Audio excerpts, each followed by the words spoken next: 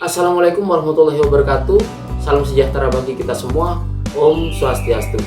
Pada video kali ini kita akan berbicara mengenai lagi-lagi perang. Tetapi pada video kali ini kita akan berbicara mengenai perang yang tidak sama atau tidak lazim dibandingkan dengan perang-perang yang lain. Perang apa itu? Yaitu adalah perang dingin atau Cold War. Apakah yang dinamakan dengan perang dingin itu? Apakah perang yang membuat pihak-pihak yang terlibat di dalamnya menjadi beku? Perang dingin, kalau dalam bahasa Inggrisnya adalah Cold War, ini adalah perang yang dilakukan secara tidak langsung. Pihak-pihak yang terlibat di dalamnya tidak melakukan kontak secara langsung, tetapi menggunakan pion-pion yang menjadi senjata mereka. Siapa pion-pion itu? Negara-negara yang mereka pengaruhi atau negara-negara yang mereka bantu secara ekonomi maupun secara militer.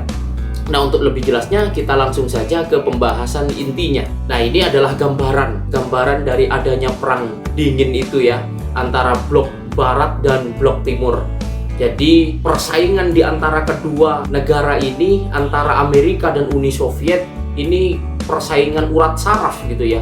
Persaingan yang mereka melakukan sesuatu untuk memanas-manasi musuh mereka, untuk memanas-manasi satu dengan yang lain gitu. Kapan dimulainya perang dingin itu? Perang dingin dimulai setelah berakhirnya Perang Dunia Kedua, dimana kita tahu berakhirnya Perang Dunia II membuat dunia dihadapkan kepada satu persoalan yang baru. Negara-negara yang belum merdeka mulai berani menuntut kemerdekaannya, baik negara-negara Asia maupun Afrika. Kemudian di Eropa Timur juga begitu. Kemudian pertentangan antara Amerika dan Uni Soviet ini tidak bisa dielakkan dalam berbagai bidang, dari bidang ekonomi, kemudian industri, kemudian militer, dan lain sebagainya. Salah satu yang menjadi awal mula perang dingin ini adalah pembagian Jerman menjadi beberapa wilayah yang pada akhirnya kemudian dibagi menjadi dua, yaitu Jerman Barat dan Jerman Timur.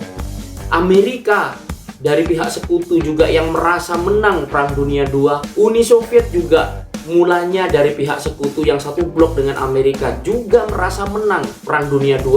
Keduanya merasa berhak atas tanah di Jerman.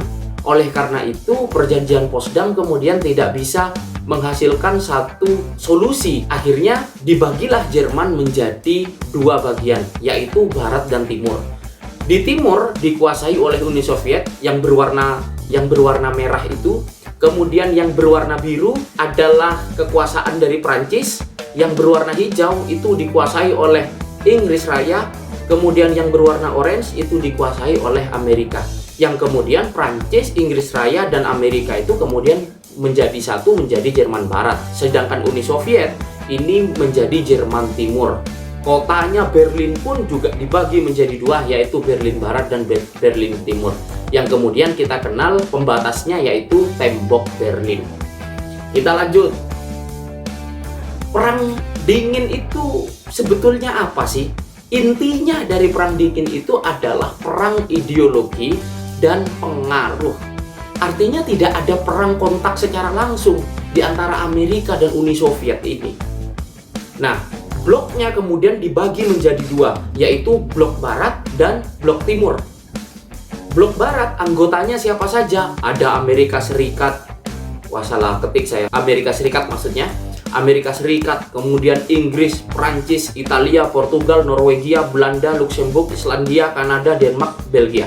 Kemudian blok timur. Blok timur siapa saja? Ada Uni Soviet, Cekoslowakia, kemudian Jerman Timur, Hungaria, Polandia, Bulgaria, kemudian Rumania. Itu salah ketik di sana gitu ya. Rumania maksudnya. Siapakah kemudian ketua geng dari blok barat? Ketua geng dari blok barat adalah Amerika. Kemudian ketua geng dari blok timur siapa? Dia adalah Uni Soviet. Sekarang sudah tidak ada Uni Soviet ya, pecah menjadi negara-negara kecil gitu ya. Kemudian kita lanjut ke masalah latar belakangnya. Latar belakang kenapa Perang Dingin itu kemudian terjadi, yang kemudian membagi wilayah-wilayah di dunia ini menjadi dua bagian, Barat dan Timur gitu ya. Yang kemudian Indonesia selanjutnya tidak mau bergabung kepada Barat dan Timur. Indonesia dengan negara-negara Asia dan Afrika kemudian membuat gerakan non-blok yang tidak mau berpihak kepada Barat ataupun Timur. Latar belakang yang pertama yaitu perbedaan paham dan ideologi. Ideologi atau paham yang seperti apa yang dimaksud? Amerika dengan paham liberalisme kapitalismenya, kemudian Uni Soviet atau Blok Timur dengan paham sosialisme komunismenya. Yang kedua adalah masalah persaingan kekuasaan. Apa yang dilakukan dalam persaingan kekuasaan di antara kedua negara itu? Memberi bantuan negara-negara berkembang atau negara-negara baru merdeka gitu ya, untuk menanamkan pengaruhnya. Jadi bantuan-bantuan yang dilakukan oleh Amerika maupun Uni Soviet itu sebetulnya tujuannya adalah untuk mempengaruhi negara yang dibantu tersebut supaya haluannya berhaluan sama seperti negara yang dibantunya. Ya kalau dibantu oleh Uni Soviet berarti Uni Soviet berharap negara itu kemudian bisa menjadi komunis, bisa menjadi negara komunis atau satelitnya Uni Soviet nanti. Amerika pun demikian. Kalau Amerika memberikan bantuan, itu juga bukan cuma-cuma, tetapi ingin dijadikan sebagai negara yang berhaluan ke ideologinya Amerika, yaitu liberalisme kapitalisme. Yang selanjutnya, yang ketiga adalah persaingan militer dan pertahanan. Ini mencakup perlombaan senjata dan pengembangan senjata nuklir atau senjata pemusnah massal. Wah, ini kenapa juga kemudian keduanya ini tidak mau berperang secara langsung? Karena itu sangat berbahaya. Kalau sampai Amerika dan Uni Soviet waktu itu bentrok langsung sebagai kedua negara yang sangat kuat, superpower waktu itu, maka bisa dipastikan akan terjadi perang yang sangat besar karena keduanya sama-sama memiliki senjata nuklir atau senjata pemusnah massal. Itu akan menjadi bencana bagi umat manusia. Selanjutnya, bidang-bidang yang dipersaingkan. Ada bidang apa saja yang dipersaingkan di antara blok barat dan blok timur ini? Yang pertama adalah bidang ekonomi, yang kedua bidang militer, dan yang ketiga bidang luar angkasa. Paling tidak 3 bidang ini yang persaingannya di antara Amerika dan Uni Soviet, blok barat dan blok timur itu sangat-sangat kencang sekali atau sangat-sangat ketat sekali. Bidang ekonomi apa saja yang dipersaingkan? Blok barat apa saja yang dilakukan oleh blok barat? Yang pertama adalah Marshall Plan. Marshall Plan ini adalah bantuan ekonomi untuk negara-negara yang terdampak Perang Dunia II, baik itu di negara-negara Eropa Barat dan negara-negara di Asia. Nah, Amerika mau memberikan bantuan kepada negara-negara yang terdampak Perang Dunia II itu supaya mereka bisa pulih. Nah, ini katanya Amerika. Selanjutnya, yang kedua adalah Doktrin Truman.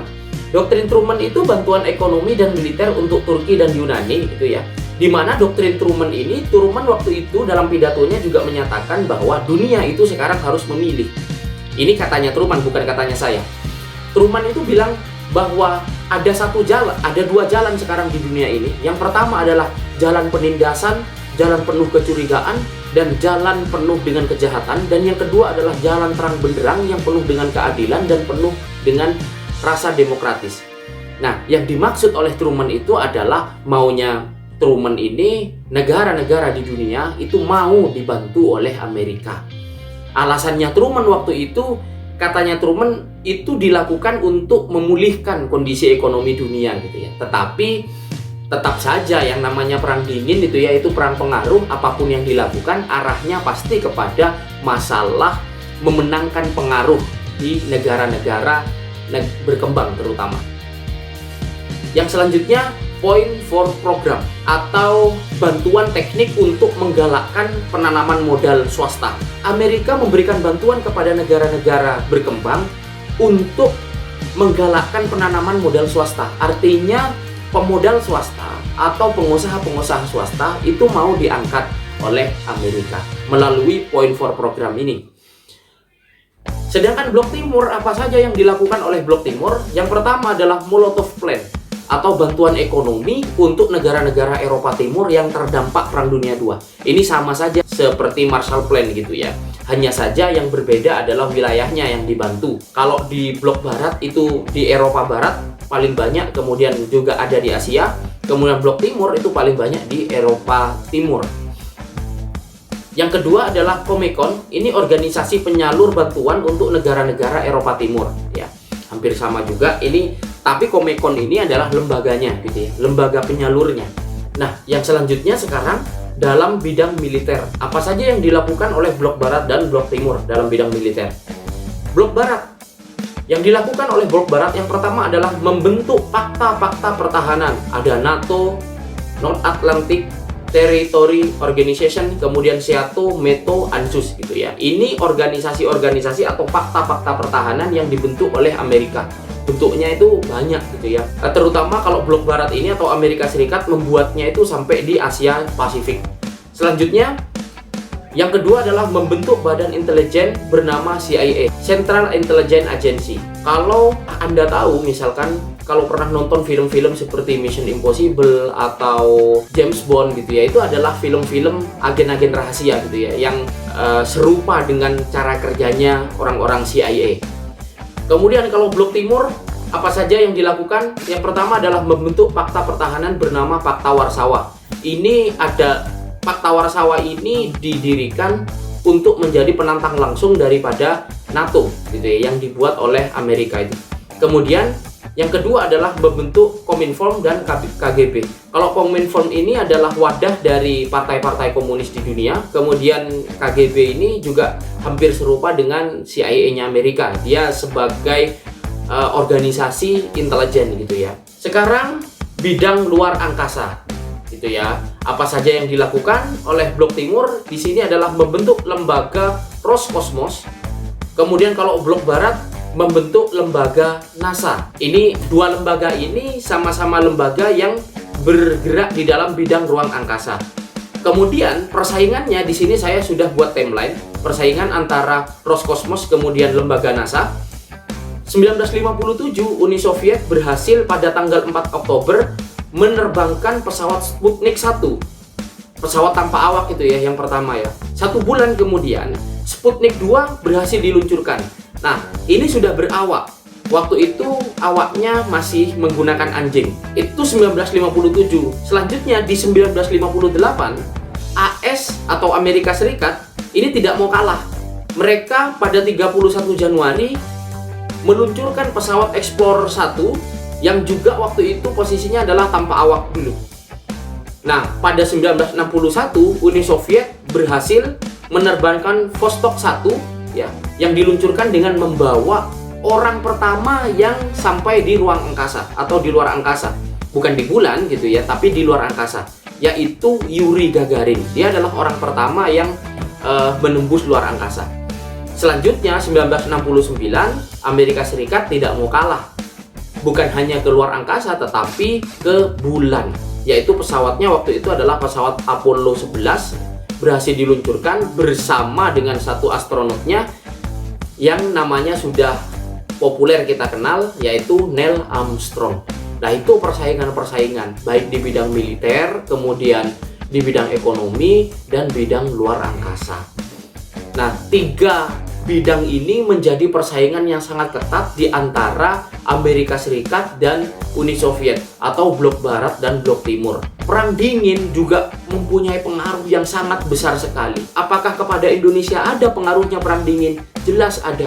Jika saja tidak ada perang dingin, barangkali malapetaka 30 September 1965 itu tidak akan pernah ada. Oleh karena ada perang dingin, Indonesia menjadi rebutan kutub barat dan kutub timur. Ini yang membuat juga Indonesia akhirnya, walaupun waktu itu mendirikan gerakan non-blok, tetapi Indonesia juga tidak bisa mengelak menjadi sasaran kepentingan orang-orang blok barat dan blok timur. Nah, selanjutnya saya kutipkan di sini kata-kata, komunisme sudah bangkrut, tapi kapitalisme juga bukan sistem yang sehat. Jalan paling benar untuk kita adalah Pancasila. Sekian video kali ini, terima kasih atas perhatiannya. Kita ketemu lagi di video selanjutnya. Akhir kata, Assalamualaikum warahmatullahi wabarakatuh.